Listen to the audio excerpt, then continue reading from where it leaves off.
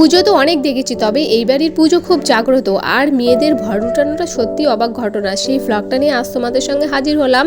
High সবাই, কেমন আছো? আশা করি ভালো আছো। তো আজ দেখো ফাইনালি আমি বিকেলের দিকটা রেডি হয়ে চলে আসলাম আমার মাসির বাড়িতে, কারণ এখানে আছে পুজো। সব পুচকু পাচকু বোনদের সঙ্গে বসেছিলাম, আড্ডা মারছিলাম। এরপর দেখো ফাইনালি ঠাকুরদের দর্শন করালাম। এদিকে দুপুরে হয়েছে লক্ষ্মীনারায়ণ পুজো, আর এদিকে হবে আরেকটু পরে মা মনসা দেবীর পুজো, সঙ্গে বাড়ির পুজো, আর এইদিকে আছে রাত্রেবেলা কালীমার পুজো। তো দুপুরে আমি আসতে পারিনি, তো যাই হোক এই পুজো তো হয়ে গেছে, তো ঠাকুরকে প্রণাম করলাম। আর এদিকে বোন আর আমি একটু ঢং করে নিলাম।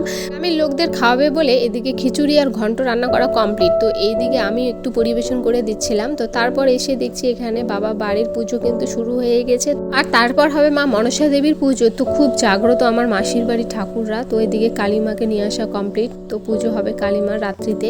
তো যাই হোক, আর আজকের ভর উঠানা আর ঢাক বাজানা দেখে তো আমি আশ্চর্য। ছোট ছোট বাচ্চারা ঢাক বাজাচ্ছে, খুবই সুন্দর। তারপরে আমি এদিকে প্রসাদ খেয়ে নিলাম। এরপর দেখছি মাসির মেয়েরা কিন্তু ভর উঠেছে। সত্যি কিন্তু মেয়েদের ভর উঠানোর খুবই কঠিন বিষয়, আর খুব ছোট ছোট বাচ্চারা কিন্তু ঢাক বাজাচ্ছিল, খুবই সুন্দর। তো এইবারে মা মনসা দেবীর পুজো শুরু হয়ে গেল, আর এদিকে আমরা দেখছিলাম ভর উঠানো, পাতা পড়া, মানে এতই ভর উঠেছিল কি বলবো। মেয়েদের ভর উঠানো একদম ভালো না।